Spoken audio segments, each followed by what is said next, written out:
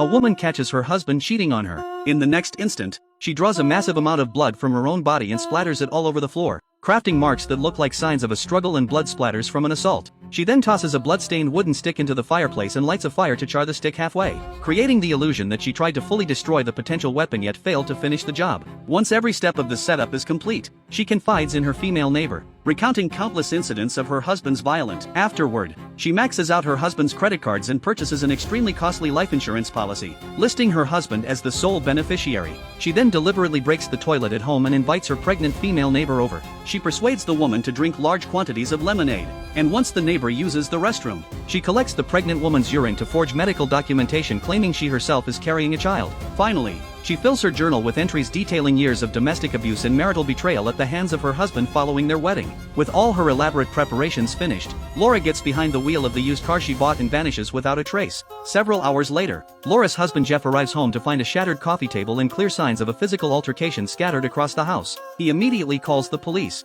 Detective Lisa arrives quickly and discovers blood traces hidden inside a kitchen cabinet. Laura holds a Bachelor of Arts in Literature from Harvard and works as a psychology lecturer at Yale University. To Lisa's greater surprise, Laura is the renowned author she has long admired. Officers take Jeff into custody at the station, collecting his blood samples and fingerprints for analysis. Investigators launch tracking operations targeting Laura's mobile phone and credit card records, while Lisa conducts a formal interrogation of Jeff. Jeff explains the couple moved back to his hometown from New York just over a year prior, and Laura has no acquaintances in the area, a revelation that strikes Lisa as highly unusual. As Laura boasts a significant public following, the police department schedules an official press conference. Jeff and Laura's parents step before the cameras, pleading with the public to share any clues that could lead authorities to Laura's whereabouts. Laura has numerous admirers, two of whom stand out as persons of interest. Her former boyfriend John once fell into extreme despair after their breakup. Another ex-partner, Tommy, grew physically aggressive once their relationship ended, prompting Laura to file legal charges against him, and they fear their daughter may have become a target of retaliation from either former lover.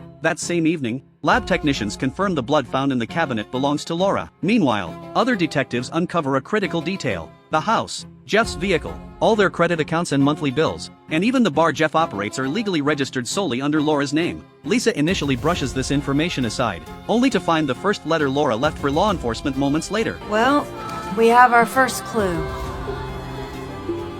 Lisa brings the letter to Jeff and presses him to decode its cryptic message. I know this one.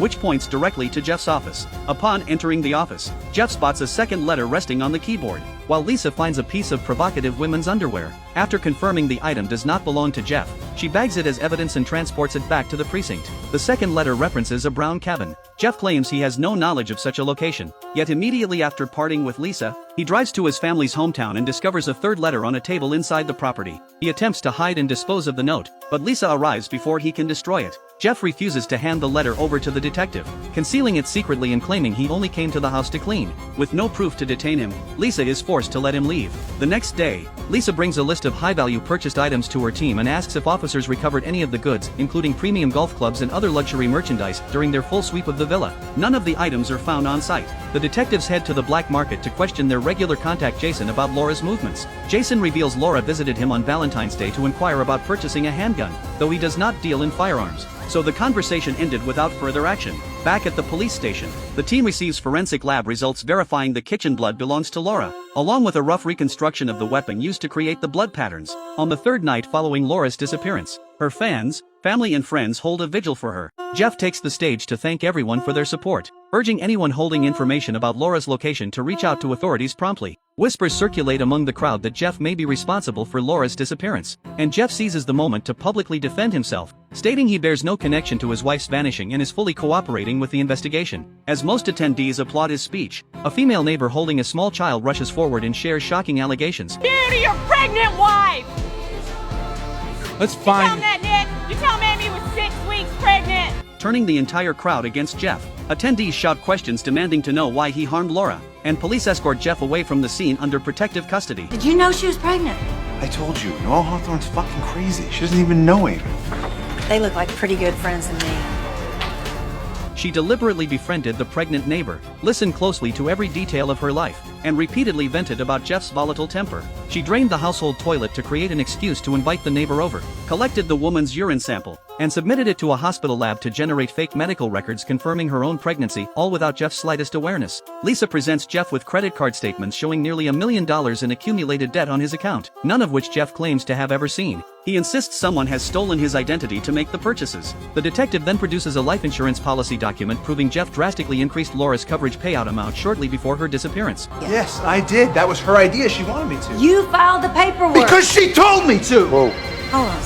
A phone call from Lisa's partner interrupts their conversation, delivering lab confirmation that official medical records list Laura as pregnant.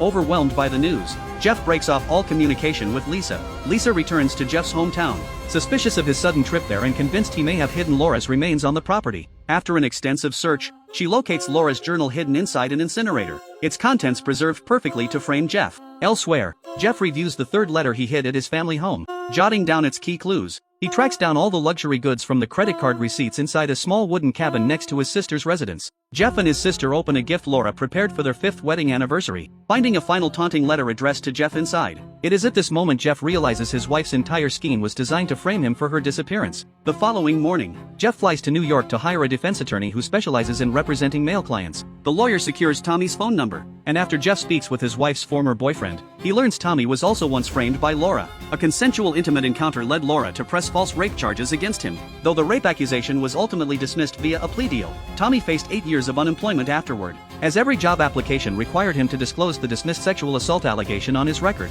Jeff finally grasps the full extent of Laura's manipulative nature. While hiding in seclusion, Laura watches news coverage tracking the investigation's progress and places an anonymous tip to police, reporting a cache of suspicious high-value items stored in the wooden cabin near Jeff's family property. After hanging up the phone, she flips open a calendar mapping out each step of her plan and crosses out the self-harm contingency she originally scheduled. To avoid being identified, Laura cuts off her long hair and dyes both her hair and eyebrows a different shade, to further alter her appearance and erase recognizable features. She takes a heavy hammer and strikes her own face hard enough to leave lasting disfigurement. She drives her second-hand vehicle to a remote rural town, dresses plainly, her wall calendar is covered with detailed notes outlining every phase of her plot. One morning as she heads out, a local female neighbor greets her. Laura responds politely, and the two cross paths frequently in the days that follow, quickly growing close. One evening as they watch television together, a breaking news segment covering Laura's disappearance airs. Seeing how flawlessly her scheme unfolds, Laura jumps for joy. She revisits her timeline planner once more and permanently scratches out her backup self-harm plan.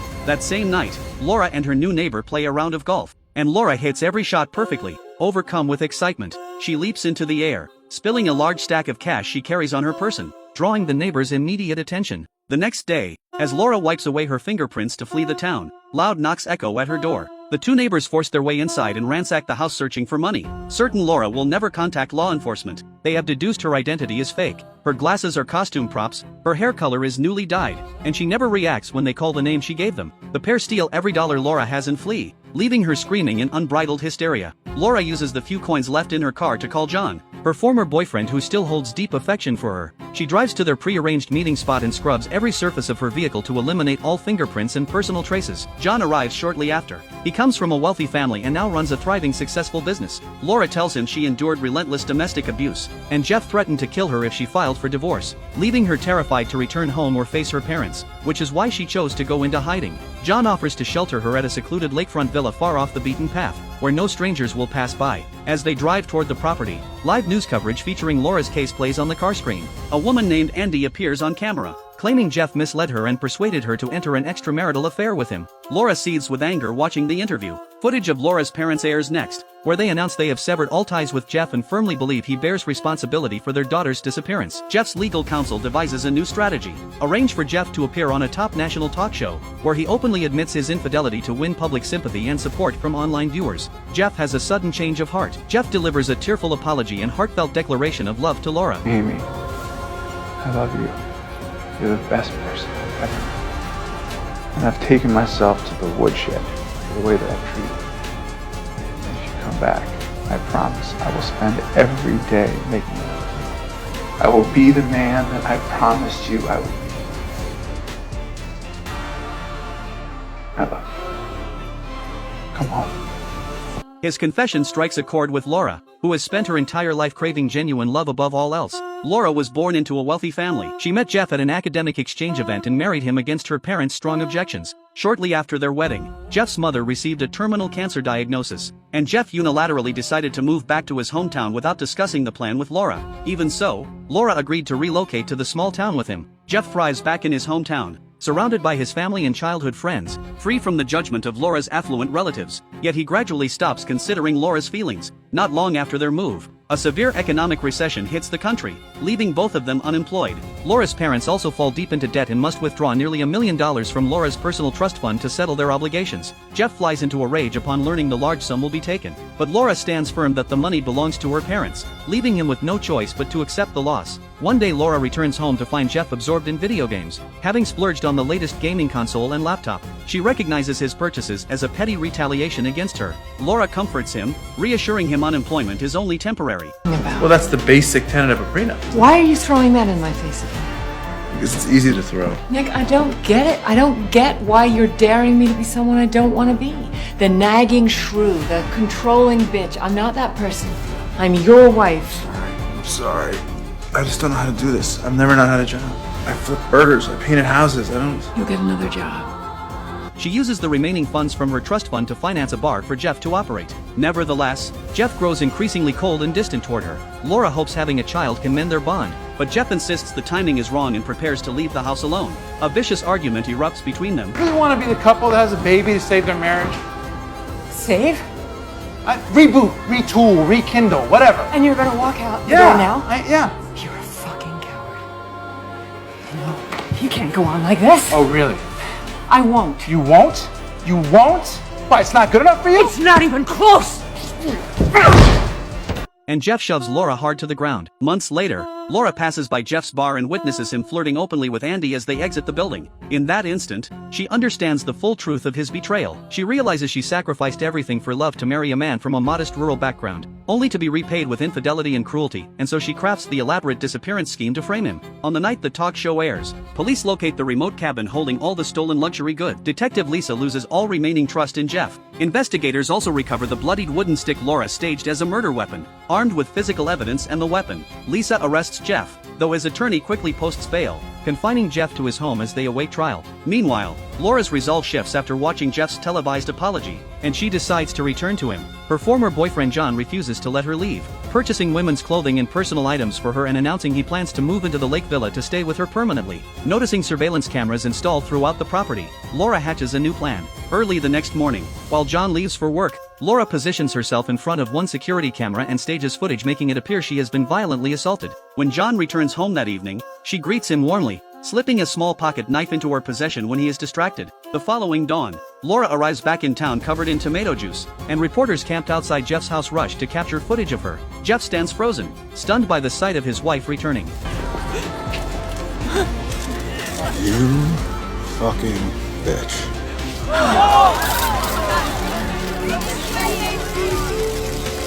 Medical examinations confirm Laura shows signs of physical harm, with foreign semen samples recovered from her body. Police question her at the hospital, and Laura recounts a fabricated ordeal. On their 5th wedding anniversary, her ex-boyfriend John showed up uninvited to confess his lingering feelings. When she rejected his advances, John assaulted her, abducted her to the lake villa, denying her food and clean water while subjecting her to repeated abuse every night. Even veteran detectives are disturbed by her graphic account. Laura directs authorities to pull surveillance footage from the cameras installed throughout the villa as proof of her claims. She slit his throat with a box cutter. How'd she manage to get a hold of a box cutter? He had her tied up the whole time. Can't you just be happy your wife was home and safe?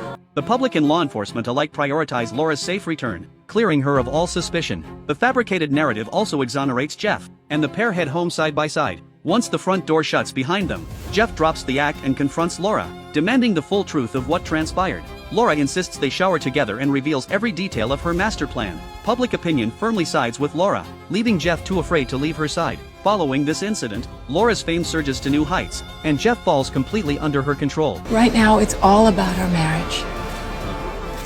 When two people love each other and can't make that work, that's the real tragedy. Kiss my cheek.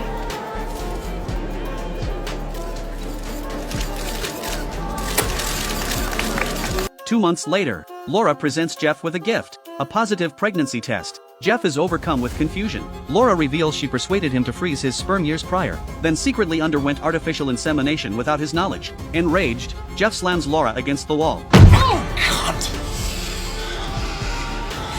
I'm the cunt you married. The only time you liked yourself was when you were trying to be someone this cunt might like. I'm not a quitter. I'm a cunt. I've killed for you. Who else can say that? You think you'd be happy with a nice Midwestern girl? No way, baby. I'm it. Look, you're delusional. I mean, you're insane.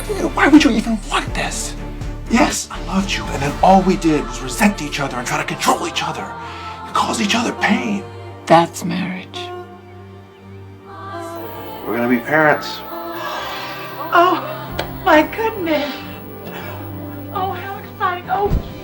The story ends here. This is Changjiang Movie. We'll see you next time.